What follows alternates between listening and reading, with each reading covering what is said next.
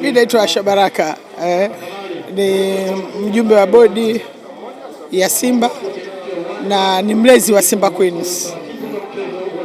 Mimi nimeweza kuchezesha mpira kwa miaka 11 Belgiji na Uholanzi.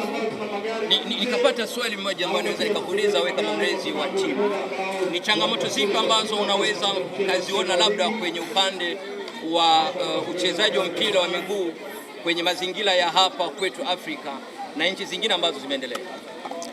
Sasa hivi hakuna changamoto. Before kwa nyuma ndio kulikuwa na changamoto labda za kwetu za kawaida za Kiafrika, ambao mtu anaweza kusema kwamba labda mpira wa mguu ni mpira wa wanaume, sio mpira wa watoto wa kike. Kwa hiyo hizo changamoto zilikuwa huko nyuma, lakini mazingira ambayo tuliwajengea wasichana, kwa mfano Simba Queen tuwajengea mazingira na tuliweza kuwapeleka Ujerumani kwa ajili wapate mafunzo jinsi gani mpira wa miguu wa wanawake ulivyoanza, na walipata elimu na wakaweza hivi kufanya vizuri, na ndio maana tukawa mabingwa mfululizo miaka 2 mfululizo. Baadaye tukanyang'anywa ubingwa na JKT kwa muda pia miaka 2. Sasa hivi leo tumerudisha ubingwa wetu ambao tulikuwa nao, na tunategemea kucheza mashindano ya Sekafa ambayo yatafanyika Rwanda. Mama Asha Baraka, hongera kwanza. Asante. Kama mtu ambaye umekuwa ukisupport kama kiongozi wa Simba, lakini umekuwa mstari wa mbele kwa timu hii ya Simba Queens. Kukosa ubingwa msimu uliopita na msimu umerudisha heshima yenu kama Simba, kwako umeipokeaje, na ilikuwa ni mipango ambayo mliweka tangu mwanzo?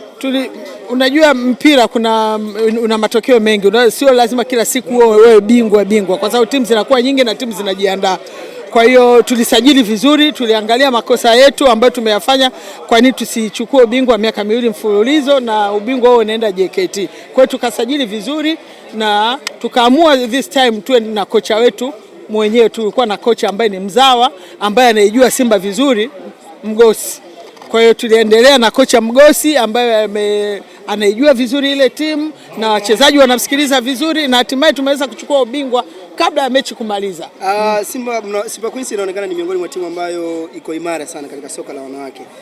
Pengine nataka uniambie tathmini yako kwa namna ambavyo ligi umeitazama wanawake msimu huu ukilinganisha na msimu uliopita.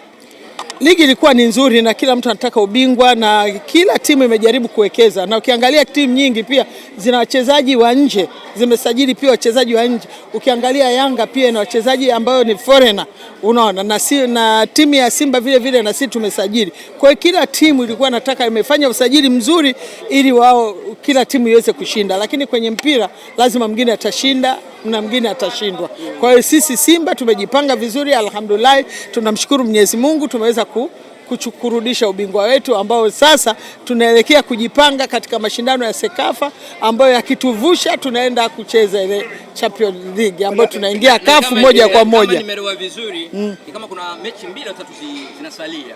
2 ambao mtakazo cheza tena. Inamaanisha nini kweli? Hizi tunakamilisha ratiba kwa sababu ligi lazima ucheze mpaka mwisho.